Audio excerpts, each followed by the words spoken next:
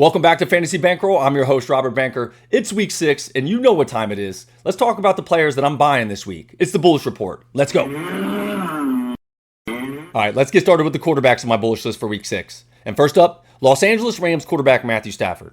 Now, this old man is leading the league in passing with over 1,500 yards through the first 5 weeks of the season.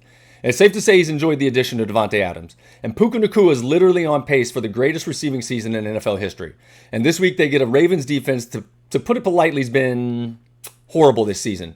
So I see no reason why Nacua, but we'll talk about him later, and Stafford don't continue to put up good stats in week 6.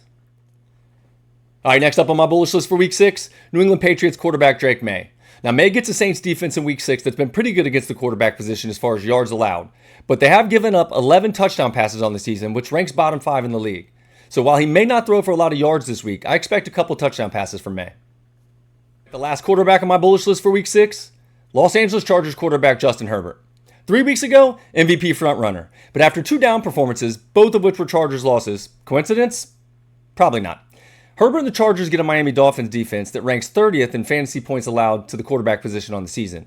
And with no Marion Hampton, I expect Herbert to step up. And maybe those fantasy GMs, not that I would know, that have Lab McConkey, can expect a McConkey resurgence. All right, let's talk some running backs on the Bullish Report for week 6. First up, Las Vegas Raiders running back Ashton Genty. Now, it was a slow start to the season, but we knew the dude was electric. And the last couple weeks have looked more like what we expected in fantasy. And this week he gets to face the Titans defense that's given up the second most fantasy points to the running back position on the season. So I'd expect Genty to hit the century mark and score at least 1 touchdown. All right, next up, Denver Broncos running back J.K. Dobbins. Now, the Jets defense is ranked in the bottom 3rd in the league as far as fantasy points allowed to the running back position this season. And lucky for them, Dobbins and the Broncos' 5th-ranked rushing attacks coming to town, which doesn't seem like a good mix. So I'm calling at least 15-plus carries for 85-plus yards and at least 1 touchdown on the ground this week for Dobbins. All right, the last running back on my bullish list for week 6, Green Bay Packers running back Josh Jacobs. Now, Jacobs has yet to average over 4 yards per carry in a game this season, but he still has managed to score a touchdown in every game. And in week 6, he goes against the Bengals defense that, despite holding the Lions below their season average in week 5, is still the worst against the running back position in fantasy in the league. So I expect the Packers to try to get Jacobs going early. So if you have Jacobs, play him. All right, let's talk wide receivers. And first up, Los Angeles Rams wide receiver Puka Nacua. Now, the Ravens have somehow been worse against the wide receiver position in fantasy than they have against the quarterback position this season. And you already saw that I got Matthew Stafford on my bullish list, so I'm expecting him to go off. And Nacua is literally on pace for the greatest receiving season in NFL history. So I expect that to continue this week, and I expect both of them to go off. And really, Nacua is a must-start every week.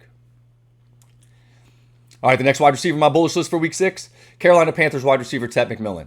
Now, the rookie's seeing almost a quarter of the Panthers' targets so far this season. And his opponent in week 6, the Cowboys, they're giving up the most fantasy points per target to the wide receiver position this season, including 10 touchdowns through 5 games. So I think there's a good chance that McMillan gets that first touchdown this week. Like that.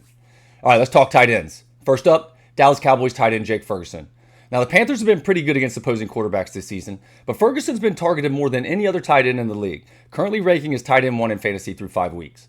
And the Cowboys' offense going through Ferguson this week might give them the best chance, which is exactly what Ferguson's fantasy owners want to hear.